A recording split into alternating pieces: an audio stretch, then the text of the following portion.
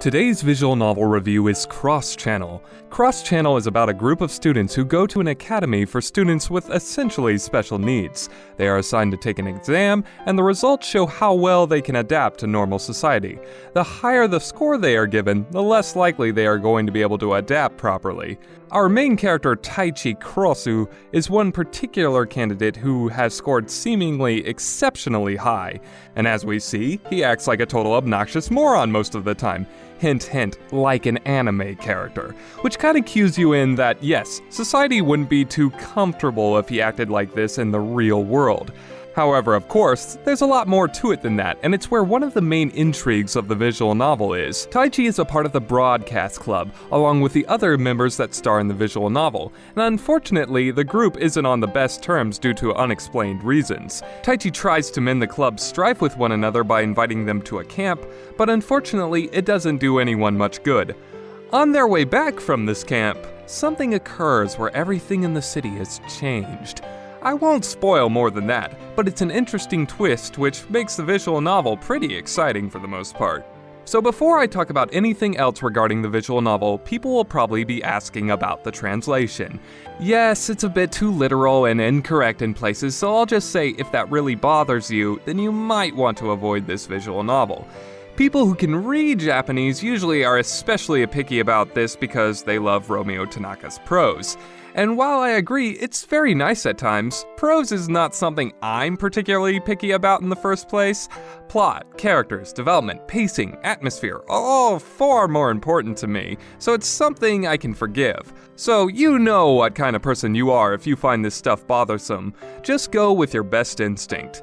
And it's kind of funny, it's like I don't even understand why the people who can read Japanese would even bother reading this in English to even point out the errors. I guess they just were curious, but I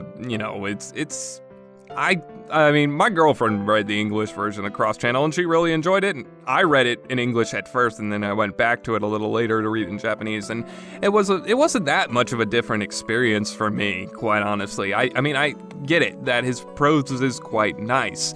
But, maybe it's just prose isn't that big of a deal to me because, prose is probably the least important part of a story because it doesn't matter how nice your prose is if the pacing sucks, if the plot sucks, if the character sucks. It really doesn't matter. So that's my way of looking at it. Anyway, let's start off with the main strength of this visual novel, which is the main character, Taichi Kurosu. Personally, I've found his personality hilarious, and he's easily one of the most interesting main characters around, if not the most interesting.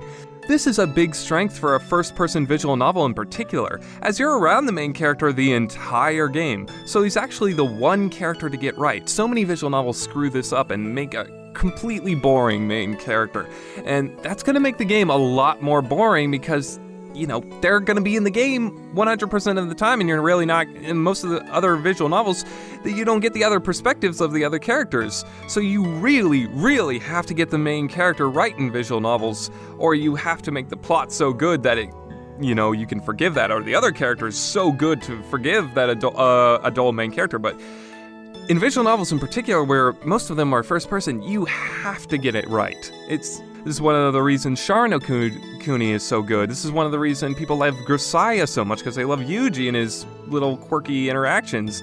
This is one of the reasons people love Steins Gate so much, although people love Steins Gate because of the anime. It's so important to get the main character right. It's very cool in this visual novel because there's a lot of subtle foreshadowing with traits about his character, and it's just so wonderfully done.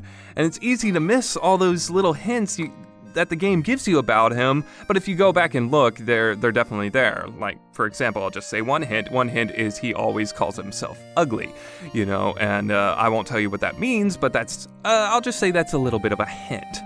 Suffice to say, I doubt anyone will fully understand everything about Taichi other than the writer, which is a testament to how much depth he has as a character. Another big strength with this visual novel is the atmosphere. It just gives you this eerie, uneasy feeling most of the time after the prologue. It is broken up a bit by the comedy a bit too often is the only complaint I have with it, but even then, it's to make you feel more comfortable than you actually should, so it actually helps the visual novel more than hurts it in my eyes.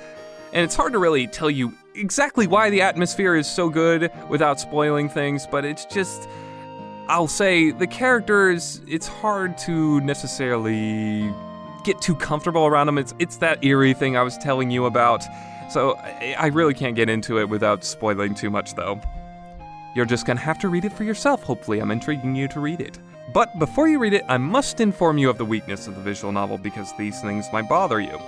For one, the prologue that starts the game is really boring, and that's only entertaining if you enjoyed Taichi's antics. And my girlfriend quite enjoyed them, and I quite enjoyed them, but otherwise it's probably gonna put you to sleep.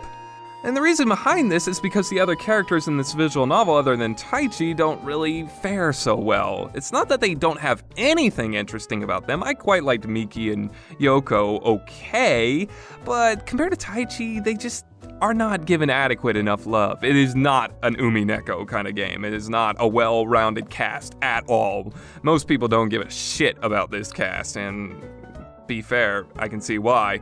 This is something he fixed in the work that came following this called Saihate no Ima, which I'll review some other day. So thankfully he grew as an author and he probably realized this was a problem. And then of course people really liked the rewrite cast, even though that cast was not adequately used. They were still much more likable than the cross-channel cast, and I think he did a much better job there as well. Another weakness is the artwork. It doesn't look like wretched or anything, but it certainly looks very dated and kind of bland most of the time. This also goes for the majority of the soundtrack. I do like some of the tracks, of course, such as Silence. Very cool, creepy kind of track, but I do think the soundtrack actually can make the game more boring at times rather than actually complementing the work. Thankfully, at the very least, the ending song Crossing is one of the better ones and is pretty memorable. However, from a production standpoint, the game isn't the most impressive thing in the world. And another huge turnoff is going to be Taichi as well, because he's just so obnoxious, so overly perverted, and he's just so crazy sounding. I know plenty of people who just hate him, they just hate him. Some people find him hilarious, and if you hate Taichi, that's it. You're not going to enjoy this game if you absolutely can't stand him. Don't even try. If you can't stand him in the common route, well, you'll find out he has more interesting things about him, but even if you find him interesting, if you hate him, it's over. This visual novel doesn't even have a chance with you. And another big turnoff, this is the worst part of the story, is that this game is insanely repetitive. Not to spoil anything, but you're forced to do the same thing several times at one point later in the story. It does get very old, and it makes the game a little more anticlimactic than it should be. However, the pacing isn't too bad otherwise, thanks to the visual novel not actually being that long compared to other plot-oriented ones.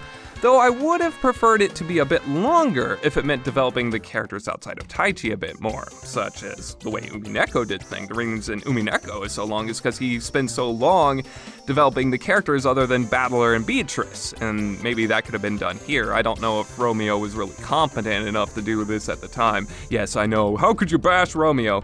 Yes, Romeo has very nice prose, but he has other problems when he creates stories, if you ask me. I mean, Saihate no Ima, I think, is much better than Cross Channel. I might be one of the few who says that, but even that game has a lot of problems, which I'll cover in a review. Thankfully, if you ask me, Cross Channel has one of the strongest endings in the medium, which kind of helps me forgive a lot of its flaws. It's the kind of ending where many people will probably have a different kind of interpretation of it, much like Swan Song, Umineko, or Tsubahibi's ending, to name a few. I'd love to hear your guys' interpretation of it as well, as I've heard some crazy theories about this game that were all quite entertaining. So overall, Cross Channel is what I would call a very unpolished, but very unique experience worth trying out. Like I said before, if you hate Taichi, then you might just want to drop this visual novel, as it will be very difficult to enjoy. Otherwise, stick around and see what this game might bring you. And unfortunately, this one has also been one I read so long ago that I can't really go too in depth, because the only parts that are really clear to me are the ending and some of the routes, but I can't really cover every girl route that perfectly. So, unfortunately, that's the end of the review for now, and don't get me wrong, when I do my Muv-Luv review, that will be in-depth, so don't worry about that. That's one's pretty clear. Fate Stay Night I'll try to keep in-depth as well. But for now, Thanks for watching, and I'll see you next time.